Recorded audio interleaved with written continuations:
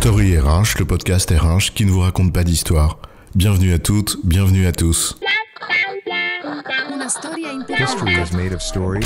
Dans cet épisode, nous allons nous demander dans quelle mesure le ou la titulaire du poste de DRH doit s'impliquer dans l'opérationnel auprès de ses équipes.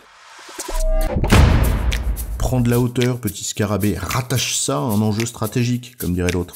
Allez, maintenant tu es chef, directeur ou directrice DRH, ton job c'est de contribuer à la stratégie de l'entreprise. De la hauteur, pour ne pas dire de la distance, qu'on marque en allant aux réunions de chef entre chefs, pendant que l'usine turbine en dessous pour faire le job. Je me consacre à la noblesse de la fonction, la tête qui pense, et m'affranchis bien de plonger dans les opérations. Le principe de subsidiarité c'est bien, et même à recommander puisque c'est un sain principe de gestion. Pour autant, faut-il s'impliquer dans les opérations auprès ou avec ses équipes lorsque les nécessités de l'activité l'exigent.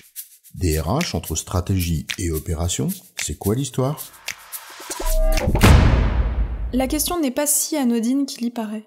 D'abord parce qu'elle peut être posée pour n'importe quel poste de direction, voire de management intermédiaire, en ce sens qu'elle s'inscrit dans le débat simple faire ou faire faire. Ensuite, elle se pose peut-être de manière particulière pour la fonction RH parce que celle-ci revêt inévitablement une dimension symbolique et par voie de conséquence une exigence d'exemplarité.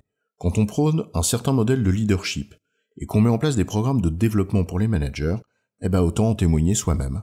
Commençons par apporter une précision simple pour éclairer le sujet. Il n'y a pas un poste type de DRH, tant des facteurs comme la taille de l'entreprise, sa maturité ou son secteur d'activité peuvent influer sur le périmètre de responsabilité du poste. Et par conséquent, la manière de l'exercer.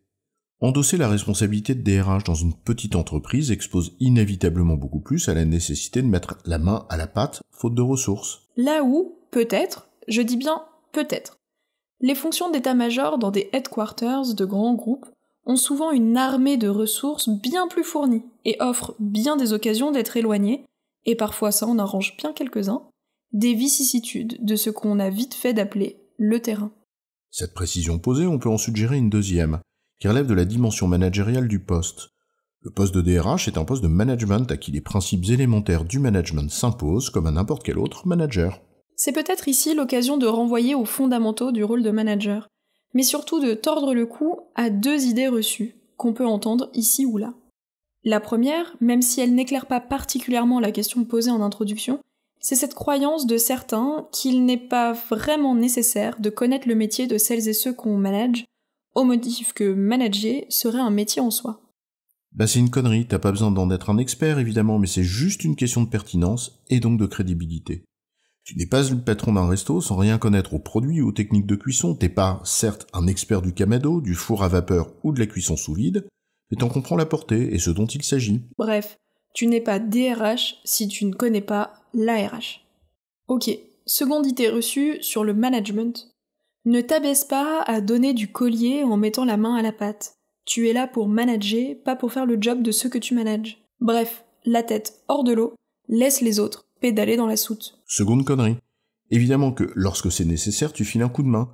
Il s'agit pas là encore de faire le job à la place des autres, mais d'être présent quand c'est nécessaire, quand il y a un coup de feu ponctuel par exemple, ou tout simplement parce que ton expérience est utile, ou quand il y a une situation à démêler et que ton statut peut y aider. Et cela s'applique au poste de DRH aussi, bien sûr. Ce dernier a un rôle essentiel qui relève de la contribution stratégique de la fonction. En cela, il agit à la fois sur des temps longs et sur des sujets dont la portée est d'ordre culturel, une sorte de gardien du temps et du temple. Mais il assure aussi l'alignement stratégique de la fonction, c'est-à-dire la définition et la mise en œuvre de la politique RH qui rend possible la stratégie de l'entreprise.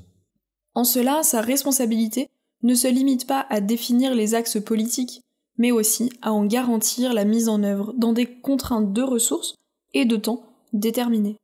Il doit par conséquent définir et mettre en place l'organisation RH, avec les ressources associées qui le permet. Une équipe, des responsabilités claires et hop, le tour est joué. Le développement des compétences, un climat social harmonieux et fécond, tout ça, ça roule tout seul. Non. Tout ça, ça ne roule pas tout seul. Déléguer une responsabilité, d'une part, ce n'est pas s'en débarrasser. On en revient au rôle classique du manager, dont le poste de RH ne peut s'affranchir, notamment dans le suivi des actions en cours, des résultats, les feedbacks et les actions correctrices que cela peut demander.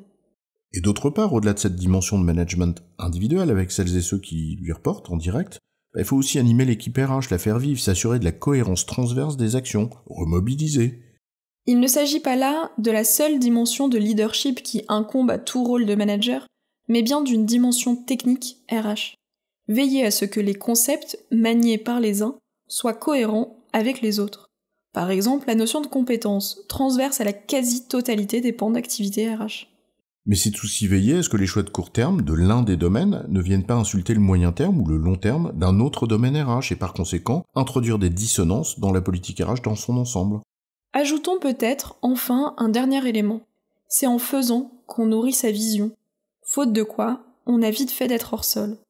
Ne serait-ce que pour apprécier si l'on va trop vite ou pas dans les transformations RH elles-mêmes et ce que les équipes RH peuvent supporter comme rythme.